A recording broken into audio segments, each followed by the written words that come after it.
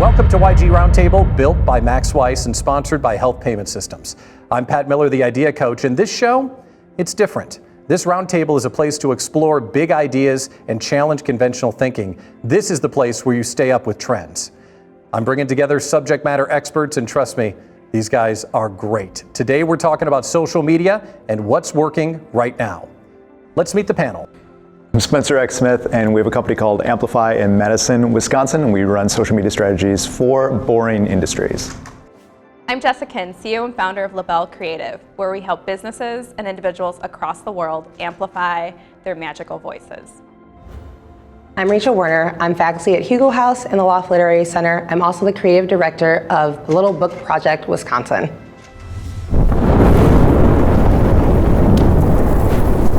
So it's great to have you all here. It's really exciting to have this much brain power around the table on the first episode of Roundtable. So this is fantastic. So here's what I want to get out of today's episode. You hear a lot about social media, but it moves so fast, it's tough to keep up on what's working. So I figured, let's get some smart people in the room, throw the questions out there, and find out what's working right now. So when we bring up the idea of what's working in general, it's tough to define that because it's different things to different people. So Spencer, let's start with you. The idea of what's working. It could be top of mind awareness, it could be return on investment, it could be a lot of different things. But let's talk about what working is. How would you define it, and what's the way that you look at it? I come at this, Pat, from a sales guy who used to own a really large annual sales number for very large companies. So once you hit enough annual 8-figure sales numbers, they eventually give you a 9-figure number. And I feel like it's imperative for any of us who do business development at all to get people to think about you more often than they don't. Because eventually, if they don't think about you often enough, they forget about you entirely. And I feel like social media is the greatest way there's ever been to stay top of mind with the right people at the right time. So when they have an opportunity to engage with you, they think about you first.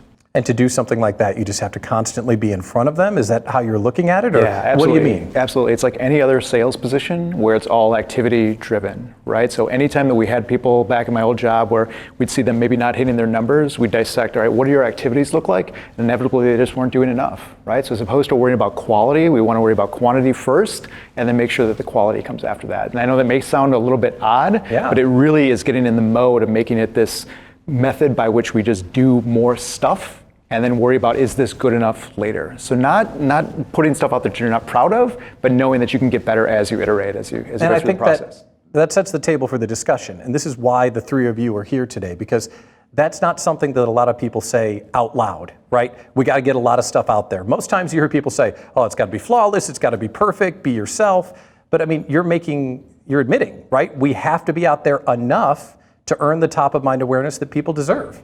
I have a sticker that I put above my laptop and it says 80% out the door is better than 100% in the drawer, right? So we got to get stuff going, and once we, if we're not embarrassed of the first stuff we put out there, I think that we're issuing our content a little bit too late. Now, what if we're always embarrassed by the stuff we put out there? I think it's good, man. It's good to stay humble, right? Yeah. Well, let's look at this from a different point of view. Jess, you kind of get frustrated sometimes when we talk about ROI, even though you come at it from a data perspective. Can you talk about that? Yes.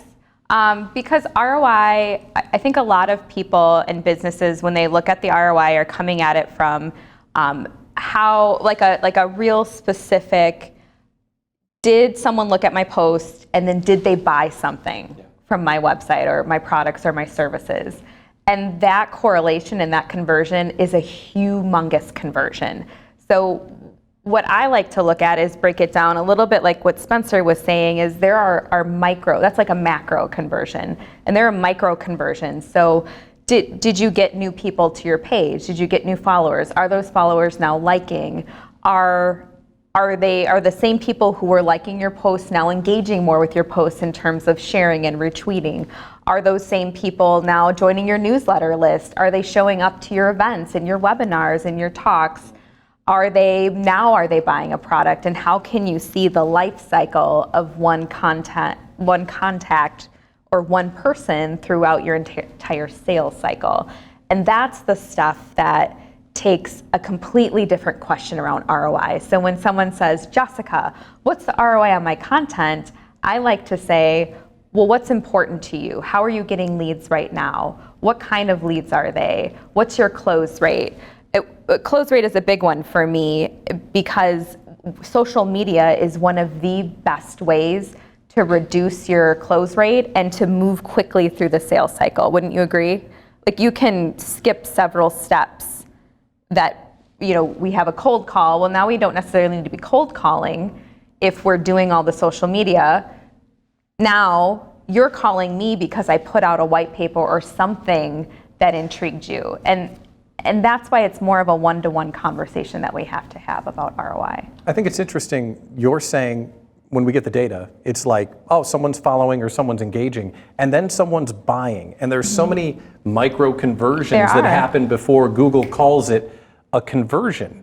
So that kind of explains that life cycle. So how do you explain that to a client? Because that can't be simple to say, well, I didn't get my 4 conversions. Yeah, but good stuff happened along the way. I think for me, I think it's more about building those personal connections, right? Like Jess kind of said that in her beginning leading up to how this is what the numbers mean. But it's like, who are you partnering with? Who are you collaborating with? That needs to be a priority as well, because sometimes that's the best way to expand your audience is to collaborate with someone else. And it doesn't always have to be someone else in your sector. I usually encourage people to say, hey, you might be doing something in tech. It doesn't mean that tech and arts can't work together, right? So it's like, find an influencer, find a company. It's even great if they have more followers than you. And it's a way for you guys to organically tap into each other's audiences and just kind of get yourself in a new segment without you having to go through a lot of mapping, if I would say.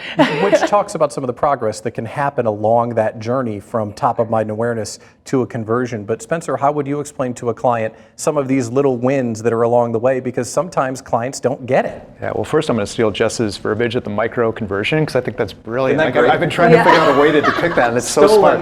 That's really good. There's that poetry master. Right.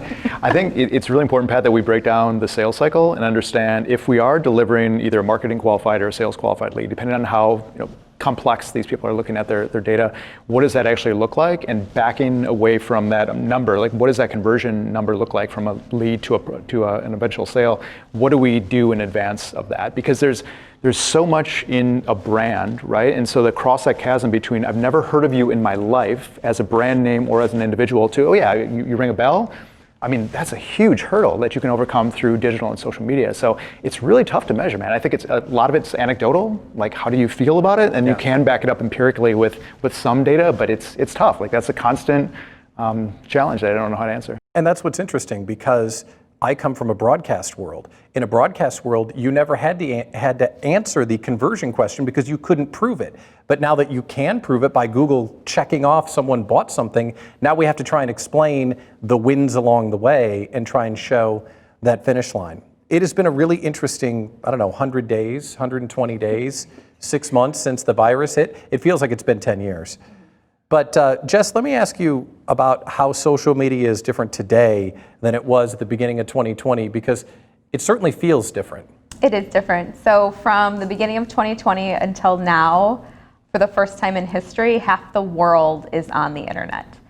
So if we can just pause to take that in, half the world. So what that volume does, it's a bit of a numbers game, but it's also when you get that large of a demographic on anything, it's shifting. That alone will shift digital behavior. But then when you take out the fact that we can't do conferences or events and that we're stuck working virtually and we're consuming consumption rates of content, which means engagement rates, seemingly, engagement rates went up, but you really have to back into that because consumption rates just went up. It doesn't necessarily mean people are more engaged or more interested. It just means they've gone through their feed because they have more time now to go through their feed and they've caught up.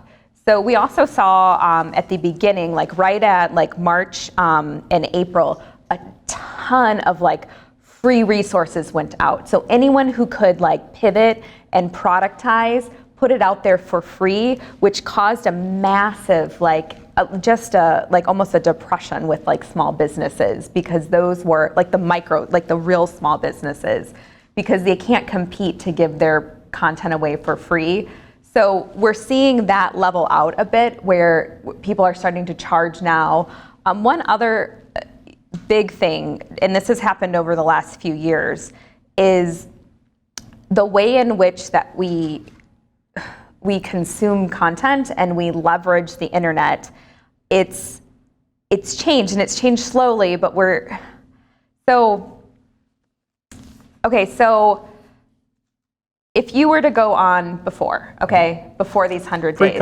Pre-COVID. That's right, BC. If you were to go on, Spencer, you might scroll and scan and, we're on like Instagram. Well, now you might actually listen to everyone's stories and you might actually read all their stuff, right? So you might get super annoyed that they're just like chatting through all this stuff. Or you're like, man, this guy has talked about this stuff 15 times in the last 100 days. So people are now, like, where we were refined, savvy consumers of marketing and content, we are like hyper savvy. So we're seeing a ton, like across all sectors, all industries, small, intimate, exclusive communities start to pop up. The tech has changed. How do we get like these people, like Young Guns, this is just a great example. How can we get people who are interested and engaged but want more of the one-on-one connection in a place that they'll actually pay for? That's new, and that's only been in the last 100 days to see these things spike up, and you can see it by the tech that's spiking up to support it. So Rachel, what are you seeing with your clients as far as creating content and consumption, and how their communities, to what Jess is talking about, how are they coalescing around the clients you're producing content for? I think that from my side, the people that I work with are starting to actually pause and kind of do that assessment, because there has to have been so many shifts in services and products that people are able to provide during COVID and quarantine and semi-quarantine, what we're all existing in right now. So because of that, people are actually starting to, like Spencer, you were saying the quantity over quality, whereas I feel like people now have time to stop and think, okay, what is it that we do really well? What do you want to hold on to? What do we need to let go of? And who are we tapping into next, and who needs this and who wants this? And they're doing that. They're leveling up their video. They're leveling up their photography production because they have the time to do it. I would agree with you, Spencer. It doesn't mean let's stop posting on our platforms. We need to stay present in front of people, but people are starting to rebrand. They're refreshing their websites, refreshing their newsletters. That's what I see a lot of my clients focusing on. Have you had to have any tough conversations with your clients that didn't want to evolve or resisted taking a big action like that during this time? Yeah, I think because the reality is that people are scared about their bottom lines. They're scared about their budgets. They're scared to so maybe they laid off their marketing staff. Maybe they had to let go of the company that they were working with to help them with that. So I think convincing people that they need to still keep investing in these things has been a challenge. So it's interesting you bring up rebranding and people moving. And Spencer, you're working with a very large client who just made a major rebrand as well, right in the teeth of what's going on. So when did that particular rebrand start, and in general, how is that going? I think it's going really well because people are really excited about this thing that they can talk about. Because if it wasn't something that they could, again, to use your word, coalesce around and get on the same page when it comes to what do we stand for, that's where I think a rebranding is indicative of what they want to depict, right? Like, what do we, looking back at our history, what did we do then? What did we progress toward now? And then now, where do we want to represent ourselves in the public? So without that, I think it would have been a little bit more difficult time period because they would have just been stagnating. I think that's what we hear from a lot of clients. It's like, I just don't want to go underwater, and it depends on who you're selling to, right? I mean, I think to Rachel's point, like, if you're selling to marketing, the first thing that they're going to pop into their mind is, all right, is this going to get me in trouble? Like, how risky is this, right? But versus business owners, I mean, business owners like me, like, I vacillate between, well, I want a new sign, or I want a new, whatever. Like, anything can be, like, all budgetary items are on the table. So with this specific client, because they started it early and because it was already starting, they didn't have a chance to shelve it. So I think it's actually to their benefit to have gone through with it. I want to ask you about something that Jess was mentioning, because I think it's intriguing. The fact that we're consuming so much more is creating a more educated social media consumer. And that's kind of the heart of this episode, what's working right now. So as people consume more, do you have to outthink the consumer and create different kinds of content for your clients? I think different kind of content is really important in the respect that we all want to get paid based on friendship, but we actually need to sell something, right? So let me give you an example. Like in financial services, which is where I came from, there's probably two good ways to post as a financial services professional. You can say, here's what I do individually, here's my family, here's what I care about, here's what I'm passionate about, and by the way, I sell stuff, right? So where they see this data is, all right, let's post something about my charitable work, a bunch of overt likes, comments, great job, etc. By the way, I sell stuff, crickets. But you got to look at the industry, right? Like who's liking or commenting on financial services posts? Because that's private. That's like legal or health stuff. Like people don't post about that. So we want to understand that our content has to cover both bases, right? I do this great stuff. Here's what I want to have people respond positively to. But by the way, this is my business as well. And I think it's to poo-poo those and say, I don't have enough good feedback on these, I'm going to stop doing those. I think that's a big mistake there. Well, half the world is online, right? Half the world is what you're saying. So that means whatever you're selling, your audience is there. So Rachel, let's start with you. Let's talk about finding the right audience for your customer. How do you give them the courage and confidence that this is who we're targeting, and no, only these people, these are the only people we're targeting? How do you talk a client through that? I think that's when you got to get people from multiple departments in a room, if there are multiple departments, or just have that just straight up conversation with who really needs what you're offering. Because I think what whether it's a creativepreneur, a small business, medium-sized business, whatever it is, I think a lot of times people have a preconceived notion on who their customer is. They have an idea in their mind, but that isn't necessarily someone who actually needs their service. A good example I can give since COVID is I've been working with a client that was opening a new space, and that within their building they were going to have childcare and they were going to have a restaurant, and they were and they had like some co-working, availability for people. And what they really were honing in on is that they were so focused on getting people to this restaurant or picking up takeout once COVID was happening. And the reality is, it's like, hey, once your childcare facility opens, especially what's going on right now, that's where your attention needs to be. I mean, that's great. If you can get moms into the building that are dropping, because they're offering drop-in childcare service, is that was their model they were going to get to at some point. It's like, if you can get moms in the door to for your childcare, they will eat at your restaurant. They will go upstairs and they will stay and use your printing service or whatever else you're offering. So it's about getting people to focus on, you might be doing 20 different things, but what are the 2 or 3 things that people need right now? And you can always back in the rest of the stuff in the door later. And it's interesting that you say that, because we can get caught up with spreadsheets and reports and spots and dots. But something I've heard you say before, Jess, is that this isn't data, these are people. And as Rachel's talking about, thinking about someone's needs and everything they might need from your brand is a little bit bigger thinking that most people are used to. I know that I'm used to when we're talking about social. Can you share more about that? I think it's important to remember that and I'm going to say something a little controversial here. Okay, all right, let's go. But Bring it on. I'm going to say it nicely. Okay, be nice. Your job is not to create an audience. The audience is always secondary to the content you're putting out. If you remember how this all started, content creators and influencers, they put something out there and people come to consume it. So you don't need to define your audience. What you need to define, and this is where we back into a lot of things because this is what the data shows. If Spencer defines his unique value proposition and Pat defines his unique value proposition and the whole world does it, half the world is online. We're going to find our niche. We're going to find our people, but they're never going to know about you, and they're never going to know about you if you never put the content out there. So if you spend too much time spinning your wheels, thinking about, the SMART goals or your persona or your avatars, all good things to have, or this potential audience, by the time you put something out, you might actually have a completely different audience, because there's so much data and there's so many ways to splice it, you're not actually going to look at it or know it until you have 60 days of consistent content over at least 3 months. Which is another thing that comes back to what we talked about earlier, that a conversion isn't necessarily just a sale, micro conversions count. And when you think about traditional marketing, a lot of times you do begin with the audience first and build your marketing to talk to them. You don't have to, yeah. You're saying doing it a different way, which is a different way of looking at it about what's working. And we forget that that's how these influencers, who everyone, regardless of no one that I think any of our clients, I believe, we might have an influencer, but they didn't start out as an influencer. They want to be thought leaders and experts and advocates and known for something. There's a difference between influencers and thought leaders, and we can talk about that later. But we're modeling, what we do is we model, we are, I think people like to model after influencer strategy. And we forget that influencers just put content out there.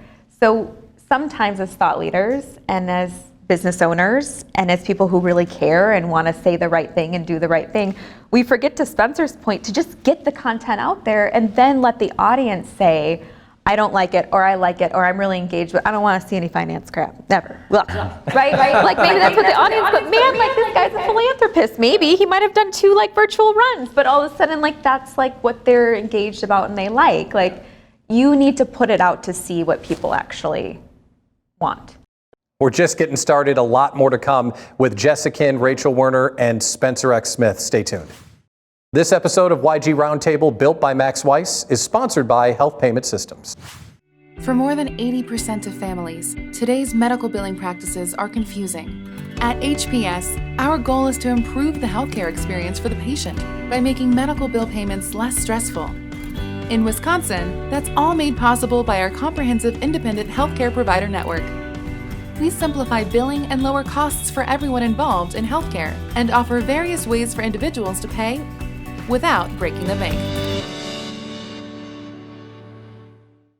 Max Weiss is a company that does it right the first time. A company that sets the curve in excellence. Rolled, curved, formed, forged, fabricated. A company that delivers on time. A company that drives innovation forward. A company that has satisfied customers for over 75 years. Anything metal, Max Weiss Company. Call or visit us online to learn more about Max Weiss Company. Let's talk about getting that audience engaged, though, with the content you have to put out.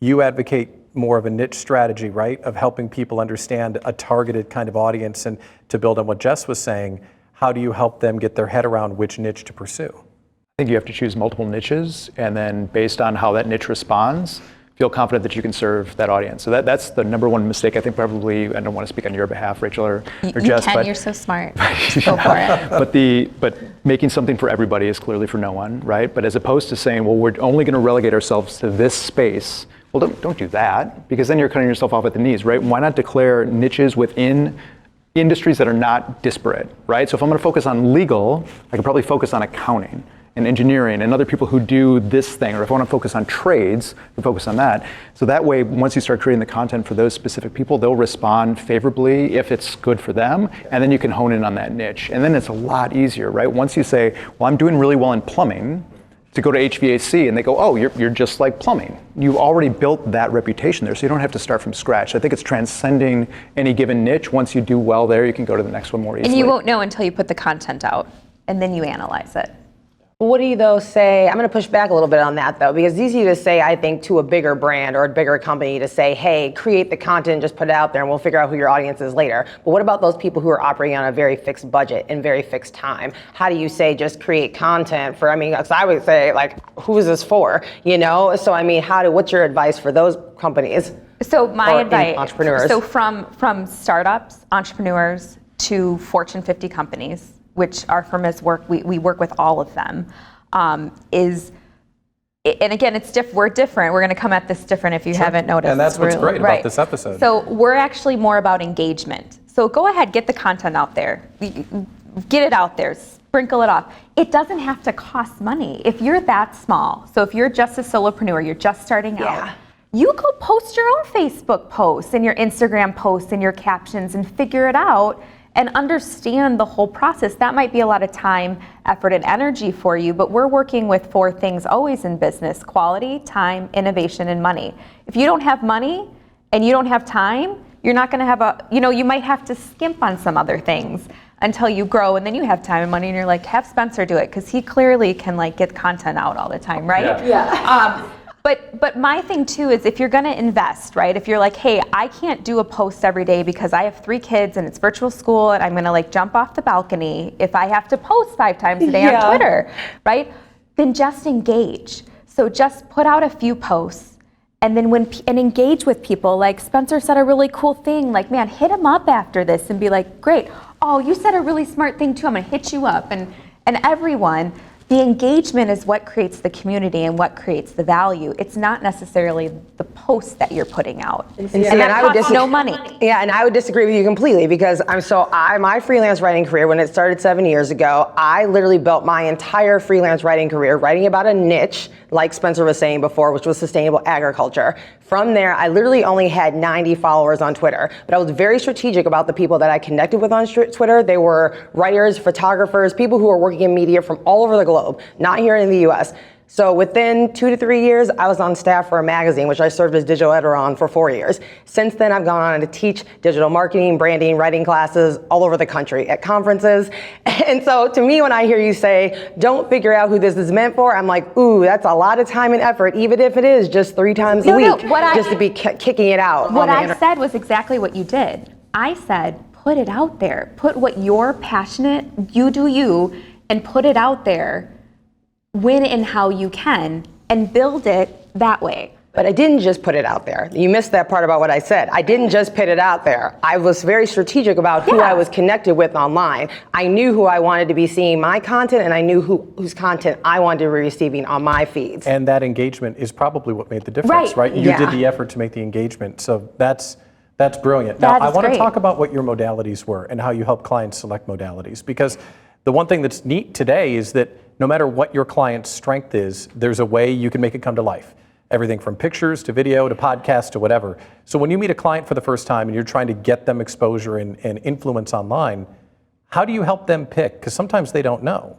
I always say start with what you're good at, what you know how to do, because again, it's all about time and money, right? So if you already are an expert, let's say you already do photography, then Instagram is probably a good platform for you to be on. Unless for some reason, even though you're good at it, you hate it. One, you want them to enjoy whatever they're doing more than not, because they won't keep doing it. So then like Spencer's saying, then they won't be on there, like Jess is saying, they won't be doing it. They won't be putting content out there because like, I just hate this, you know? Or so like, what do they enjoy? What are they good at? Start there. And I always say, and then get a consistent plan in place on the platforms you're going to be on. Pick no more than usually 2 or 3 to start if they've been doing nothing, because you can always add on and scale up as you go. The worst thing is to have people, I've worked for companies who've done this, I've worked with clients who've done this, they've got like every single channel possible. They're on YouTube, they're on Facebook, they're on Twitter, they're on Pinterest, and they're barely posting on any of them. And to me, that looks terrible from like, you know, from a sales standpoint or marketing standpoint. So it's like, be on 2 or 3, be consistent for at least a quarter. 6 months is great. 9 months is ideal. And if you can do these things consistently based on the strategy that you came up with,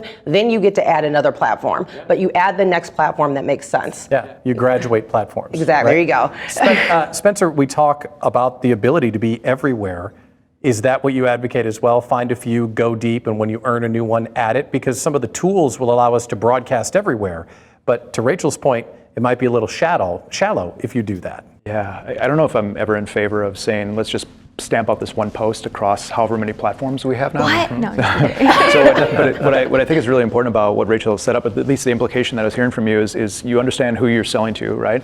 And the old adage of you sell them what they want and then you sell them what they need, that's really, really important in business, right? So what Jess was talking about, if we propose to somebody that they should make content and they look at 90 followers, like Rachel had, they're gonna go, no, we need more followers. There's a great study from IBM that came out where they polled 4,800 CXOs, so it could be CFO, CIO. And they said, well, what's the biggest indicator that you look for social media success? And they go, more followers. Okay, well, let's get you more followers. Now can we do content? Okay, well, they're all waiting for us, right? Yeah. But I think what you did, Rachel, so brilliantly is you said, well, these are my 90 people. I don't need more. But we understand, again, who are we selling to? Because marketing can't go, well, we have 90 followers. And they're like, well, we're not going to feel good about that. What do our competitors have?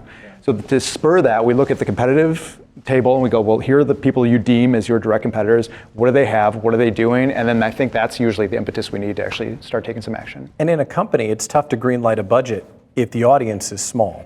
To have that content first mentality, if there aren't enough people to the decision maker in the company may not support that content first strategy. Is that what drives the obsession about follower counts? I think so. Yeah, it's something that's easy to depict on a graph that you put on the board of directors presentation. It's like, well, I have 3 slides. Here's a good one. Yeah, right? Look at this. We're up 400%. Yeah. We had 20 to begin with, right? Yeah. Interesting. So, Jess, let me ask you about some best practices. Now, this is a question everyone's going to have a different answer for, and that's what's so great about this. What trend is being chased right now that shouldn't be chased? Is there anything out there that people are just hot and heavy on that maybe is either too early in its life cycle or everyone's doing it and it doesn't work for everyone? Is there anything that comes to mind? Yeah, well, and I would say this has been a trend for a while. And you're hearing it, I think we're hearing it happen here too a lot, is that things are apples to apples. So I think you have to be very intentional and thoughtful, and it's going to be different individually. That's why when we talk about ROI and we talk about content strategy and we talk about goals and you talk about metrics and we talk about macro conversions and micro conversions, it's completely individualized to the company and then also the thought leaders within the company, right? Because they all have personal brands and platforms, to your point, finance and otherwise outside. I would say that one trend we're seeing big right now is that you have companies that have a brand, right? And they are rethinking how they think about conversions and how they think about marketing and how they come at it, because the digital space is so different and over the last 100 days has become one of the few distribution platforms we have, right? I mean, you have some traditional, but it's hyped up right now for everyone. And because of that, we have people looking, companies and individuals, how can we have like a one holistic persona? How can we not be separate? You know, I'm Jess with my company and Jess with my family. And what we're trying to tell people, and what I think is a misnomer, and I think it's a disservice to everyone, is that it's not separate. You are completely your persona across all the platforms. I don't want people thinking anymore that it's Instagram and Facebook and LinkedIn. Now, do you need a different strategy? Perhaps. Do you need a different voice? And do you need your voice that has maybe a different accent or cadence across the different platforms? Absolutely. Sure. Would you use them all? Maybe not. It really just depends on you and how you're doing things.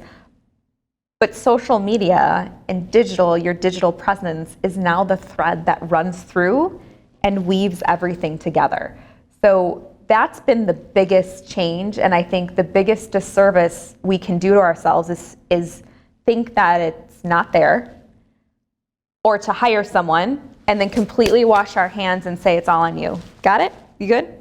Go. Yeah, and it's easy. Not ask questions. It's super easy. It's easy to say this is a platform I'm going to chase, because sometimes platforms pop up and they disappear. Rachel, what do you think? Is there something that's hot right now or a trend that you're not sure about or you think might be a little bit overblown? Yeah, TikTok. I feel people are obsessed with getting on TikTok. It's like, what does this have to do with? I'm like, maybe, it's fine for teens and celebrities, but I don't understand why all of a sudden people are like Instagram Reels again. I just think unless you know for sure your targeted audience is already there and engaged, or you have a direct way to translate that into a sale, right. I don't want to spend time on anything that's not going to make money for me. And if you already have good engagement on the platforms that you're on, now granted, this is a great time though to take risks and experiment. If it's not going to cost you really any money and you've got some money to burn, you know what I mean, and time and effort, then fine, go, play around with it, see where it takes you. But if you're already kind of on, I would say, fine, line with budget or with staff, then do what's working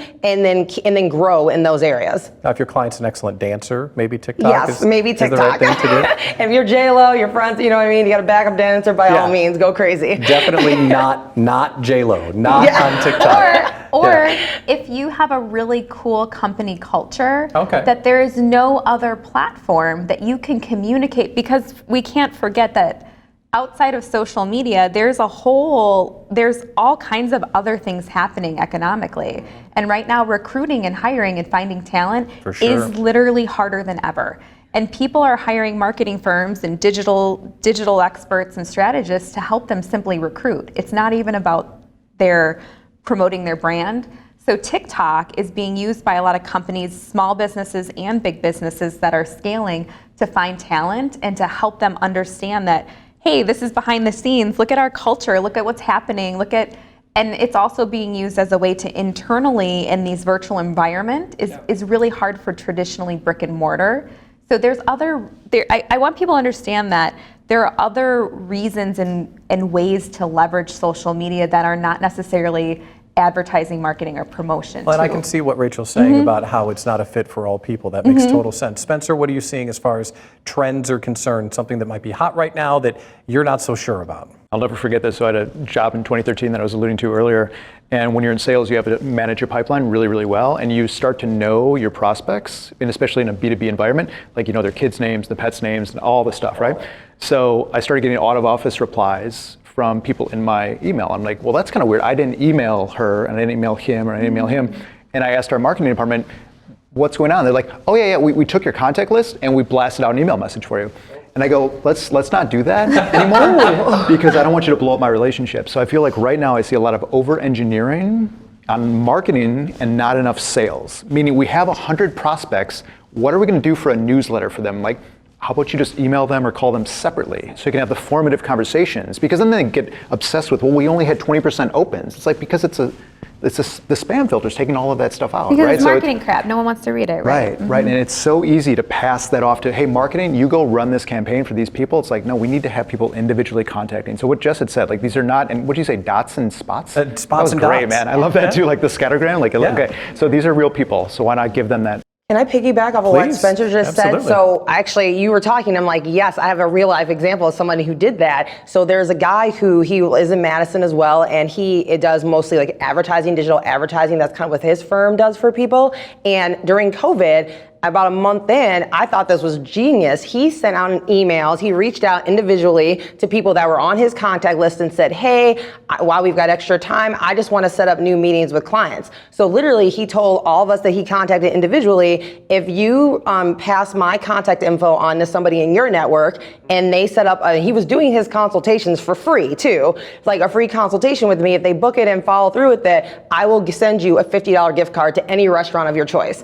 He did this with it. I was like, you're a genius, because we were all at home, and it's like, what difference does it make for me to send an additional 5 minutes of my day to just be like, hey, this guy that I know, and I specifically though picked people that I knew that already had like certain projects in line, like my financial planner. That company, they had just launched a new podcast, so they were one of the first people I thought of. Like, hey, you just launched this podcast, you need to figure out how to get it out to people. Egan's offering free, consultations, so I connected the two of them, and it's like, it cost me an extra 10 minutes out of my day just sending emails to folks. I got a $50 gift card. They hopefully got something out of it. Maybe Egan became one of their financial planning clients. I thought it was just genius in regards to, like you said, keeping those personal relationships intact and just then putting him foremost in our minds as far as referring people on to him. Well, and that's the extra leverage that has to go in, because the blessing and the curse of what you guys do is there's digital convenience to it. It's easy to send a click CRM email to every client. It's easy to rebroadcast your message across every platform, but putting a little extra thought into it and using the systems for good and not evil can be kind of effective. We're running short on time, but I do want to circle back to something Jess said, because you can't say there's a difference between an influencer and a thought leader and just kind of leave that hanging out there. So we got to talk about that. Now, we're really short on time, so you got to give us the Post-it note version of it. But give us your perspective on the difference between an influencer and a thought leader, because I don't know if I've ever heard someone say that before. Influencers entertain and thought leaders educate. Influencers entertain, thought leaders educate. Right. So if what you're doing is entertaining, I would say Andy Wines, influencer. Right? Entertaining. He's entertaining. I would say Pat Miller, thought leader. Now, can you do both? Can you do both? Absolutely. Are your strategies completely different? Yeah, yours is a lot harder. And the reason why is because influencers have built this whole industry. However, in the last few years, and we're especially seeing in the last 2 years, that their reputation, your influencer reputation, is not as valuable as it used to be. It's a lot harder. People, again, this comes back to the fact that we're savvy consumers of marketing. We've been at this game a long time as consumers. This is not us in this room. It's all the Googles and the digital peeps out there. Yeah. So we're a little less like when, if Spencer is like, buy this product, I'm so great.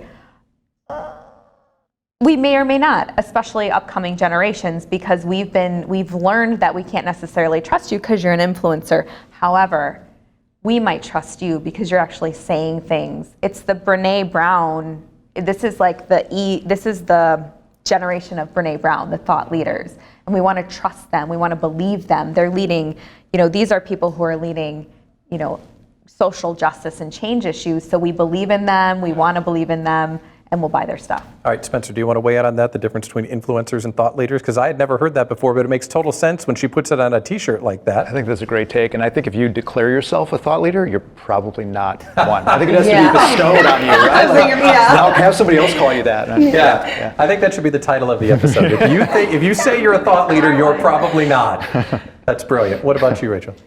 I don't know. I like it. I like what you said. I think because I'm an influencer, so I can't agree with that. I'd be knocking on myself. And I also think that most people, maybe the next up and coming generation you're talking about, but I think so many brands and industries still just do want to hit an easy button. And I mean, again, a lot of my clients is literally just because, hey, people recognize Rachel, she's pretty, or she's hot, whatever. They talk to her. Can you call this person and have them come and do A, B, and C? And it works, right? I mean, it's a lot easier for me to just reach out to people to say, hey, will you go check out my client's new restaurant? Will you go do this? Like, sure, because they want to keep me happy. They like me, right? People like me. So, and the essence of being an influencer is basically having attention and the ability to earn attention and hold that attention and earn credibility of when I say do something, go do it. Yeah, right? but I don't even think people really even stop to think, because I've been in the game so long that people even stop to question anymore whether or not I'm credible. Yeah. They just want me to like them. They like the fact that I like them and they want to be connected to me.